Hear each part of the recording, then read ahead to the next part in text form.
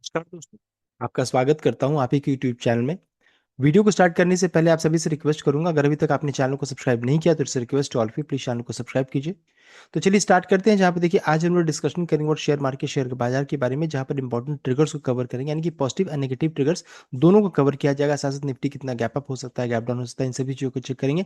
Important levels को check किया जाएगा। सबसे पहला चीज विक्स से स्टार्ट करेंगे तो विक्स देखिए 13.05 का है, यानी कि बिल्कुल देखिए काम एंड स्टेबल है, कोई पैनिक अभी सिचुएशन है नहीं। और यहाँ पर माना जाता है कि good for long term buying options are cheap, यहाँ पर माना जाता है। अभी जैसे यूएस ईरान को लेकर के कुछ नेगेटिव न्यूज़ आ रहा है, तो हो सकता है ये 15 से 20 तक चला जाए।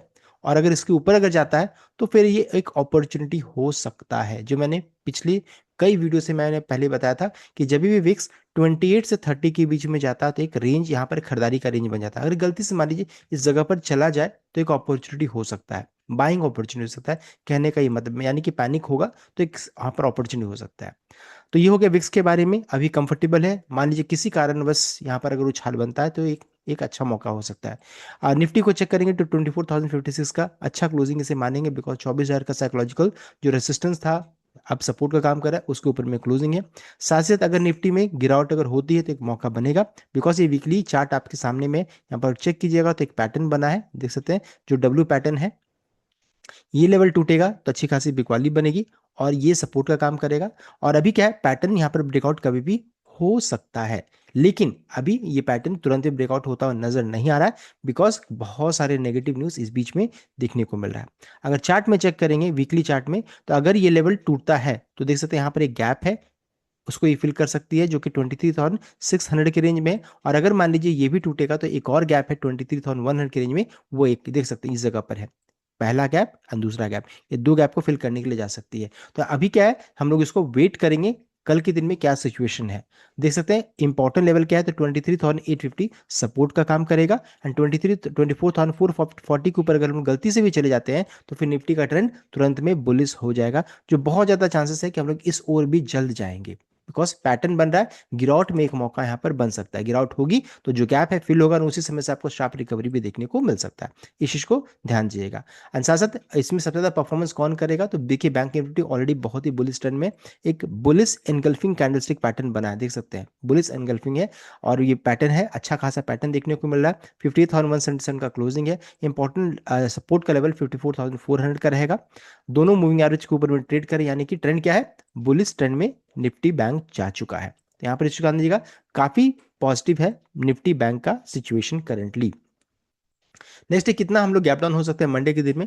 अगर करंटली चेक करेंगे तो 12 पॉइंट से गैप डाउन दिखा रहा है, यानी कि फ्लैट जहां पर क्लोज थे वहीं पर ओपन होने का चांसेस है, लेकिन ऐसा होता हुआ कम दिख रहा है, बिकॉज इस बीच में बहुत सारी नेगेटिव न्यूज मार्केट में आया है यूएस ईरान को लेकर के, तो बहुत ज्यादा चांसेस है गैप डाउन होने का। अगर गैप डाउन यानी कि ज्यादा गैप डाउन होने का, अगर मान लीजिए गैप डाउन ज्यादा होता है तो जो गैप हम लोगों ने डिस्कशन किया है निफ्टी में, वो गैप हो सकता है फिल हो जाए। एंड फिर से रिपीट करूंगा, ये एक मौका हो सकता है जिन्होंने मिस किया था रैली से पहले, उनके लिए एक अपॉर्चुनिटी हो सकता है।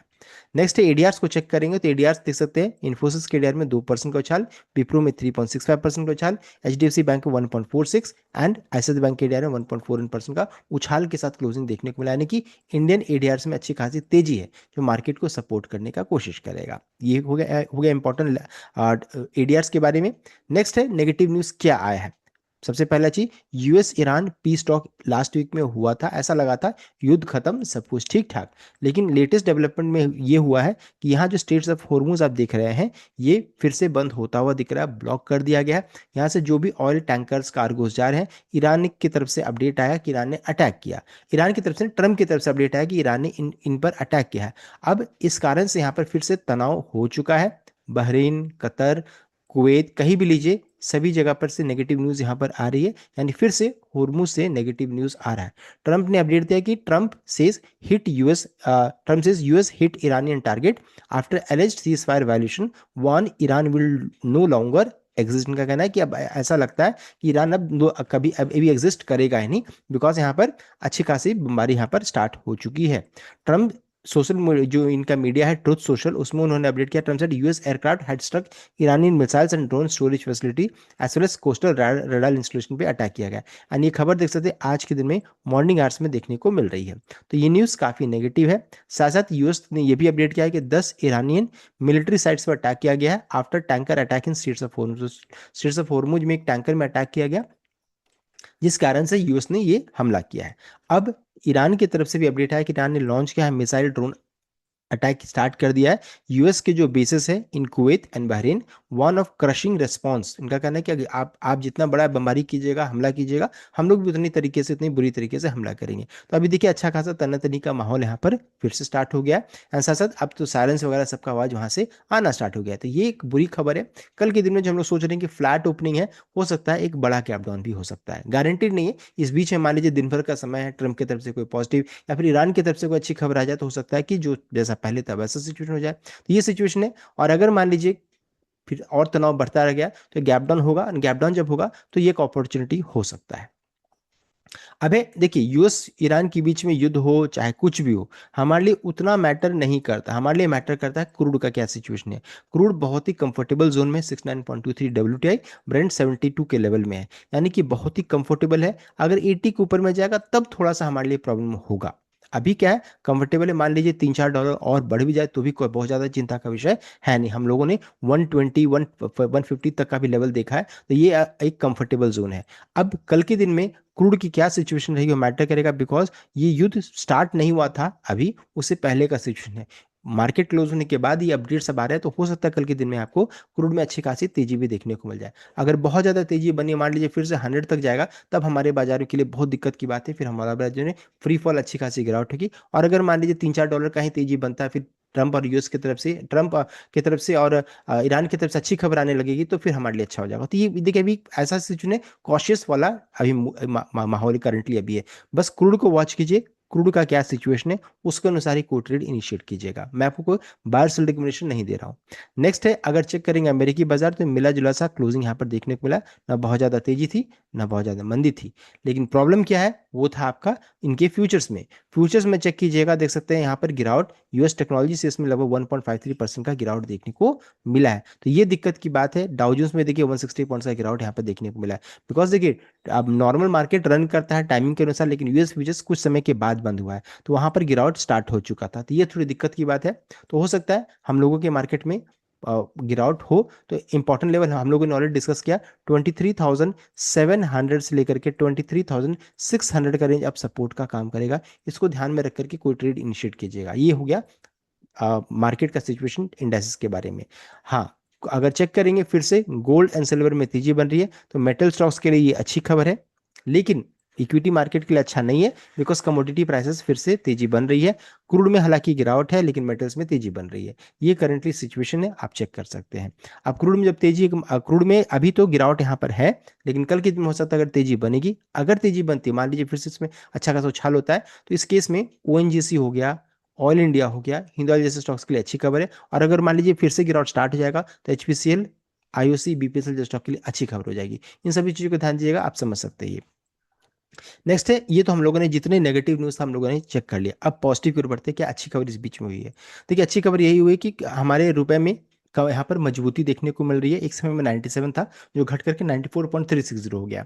तो ये एक पॉजिटिव है। दूसरा, अगर पॉजिटिव को चेक करेंगे तो एफआईडी डेटा अगर चेक कीजिएगा, तो 25 जून यानी कि 25 जून को जो हम लोग का क्लोजिंग हुआ था मार्केट में, कैश में 383 करोड़ का खरीदारी हुआ था, देख सकते हैं एफआई ने। एंड डीआई ने 5747 करोड़ का यहाँ पर खरीदारी किया, यानी कि ओवरऑल अच्छी खासी कैश में खरीदारी हुई है। ओवरऑल अगर पूरे सप्ताह का डेटा को चेक कीजिएगा, तो एफआई ने कैश में 2077 करोड़ का यहाँ पर बिकवाली किया है। उसके जगह पे डीआई ने 11,111 करोड़ का खरीदारी किया, यानी कि देख सकते हैं अच्छी खासी बड़ी खरीदारी यहाँ पर हुई है कैश में 9,023 का, देख सकते हैं। एफआई डेटा यहाँ पर पॉजिटिव साइड में देखने को मिल रहा है। फ्यूचर्स भी चेक कीजिएगा, तो फ्यूचर्स में एफआई ने देखिए 25 जून को 810 करोड़ का खरीदारी किया है, देख सकते हैं। यानी कि अगर ओवरऑल अगर चेक करेंगे, देखिए ये हो गया आपका फ्यूचर्स का, अगर पूरे सप्ताह का पूरे वीक का अगर डेटा को अगर जोड़ देते हैं, तो 426 करोड़ का फ्यूचर्स में खरीदारी हुई है।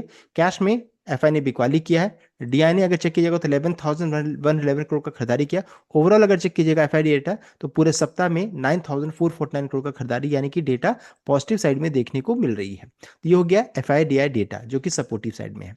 अब है देखिए कल के दिन हम लोगों को क्या वॉच करना है। एक तो है लेवल्स, कल इंपॉर्टेंट लेवल्स टूटता है कि नहीं टूटता है। अगर वो टूटेगा तो हम लोगों को पता है कि कहाँ पर गैप्स है, उसको फिल हो सकता है। साथ साथ क्रूड को जरूर वॉच कीजिए। पता चला यूएस ईरान युद्ध चल रहा है, क्रूड में बिकवाली हो रहा है, तो फिर हमारे मार्केट के लिए बहुत अच्छी खबर रहेगी। इस चीज को ध्यान दीजिएगा, क्रूड को जरूर वॉच कीजिएगा। साथ साथ कमेंट्री वॉच कीजिएगा कि यूएस ईरान के बीच में क्या नेगेटिव या पॉजिटिव अपडेट आता है, उसको वॉच करना जरूरी है। ये हो गया, इसको आपको वॉच करना चाहिए। साथ साथ आप पूरे सप्ताह का इंपॉर्टेंट डेटास को चेक करेंगे तो देखिए सबसे पहला चीज, मंडे के दिन में इंडिया का आईपी डेटा रिलीज होगा, जिसे बोलते हैं इंडस्ट्रियल प्रोडक्शन डेटा। ये बहुत इंपॉर्टेंट डेटा होने वाला है, जो कि शाम के 4 बजे वक्त में मार्केट क्लोज होने के बाद रिलीज होगा। 30 जून को देखिए मैन्युफैक्चरिंग पीएमआई डेटा चाइना की तरफ से, and jobs job opening data US की तरफ से, and CV consumer data release होगा 30 जून को। नेक्स्ट अगर चेक करेंगे आपका 1 जुलाई को अगर चेक करेंगे तो S and P global manufacturing data India की तरफ से, then ADP non farm payroll data, non farm employment change data, S and P global manufacturing, ISM manufacturing, crude and inventory data. ये तीनों यूएस, चारों यूएस की तरफ से, एक इंडिया की तरफ से डेटा रिलीज होगा। थर्सडे यानी 2 जुलाई को non farm payroll data, unemployment rate data, average hourly earning and initial jobless claim data. तो ये दिन बहुत इंपॉर्टेंट होने वाला, बिकॉज ये इंपॉर्टेंट होगा। यहाँ पर अनएम्प्लॉयमेंट रेट के बारे में एंड नॉन फार्म पेरोल के बारे में यहाँ पर बताया जाएगा, साथ साथ इनिशियल जॉबलेस क्लेम डेटा भी रिलीज होगा। उसके अलावा अगर चेक करेंगे फ्राइडे यानी 3 जुलाई को यूएस मार्केट बंद रहेगा, बिकॉज ऑफ इंडिपेंडेंस डे उनका है। तो ये यूएस मार्केट बंद रहेगा, लेकिन हमारे बाजार की तरफ से S&P global service PMI data and FX reserve data यहाँ पर रिलीज होगा। तो जितना भी इंपॉर्टेंट अपडेट्स ट्रिगर्स डेटा जो रिलीज होने वाले आने वाले सप्ताह में, साथ साथ निफ्टी कितना गैप डाउन गैप अप होगा वो तो प्रेडिक्ट करना मुश्किल है। अभी करंटली चेक करेंगे तो फ्लैट ट्रेड कर रहा है, फ्लैट ट्रेड नहीं, अभी तो मार्केट बंद है, फ्लैट ओपनिंग दिखा रहा है, लेकिन गैप डाउन होने का ज्यादा चांसेस है। इस चीज को ध्यान दीजिएगा। लेवल्स को वॉच कीजिएगा, क्रूड को वॉच कीजिएगा, कमेंट्री को जरूर वॉच करते रहिएगा। तो ये the complete update. I hope like कीजिए, शेयर कीजिए, चैनल को सब्सक्राइब कीजिए। Thank you.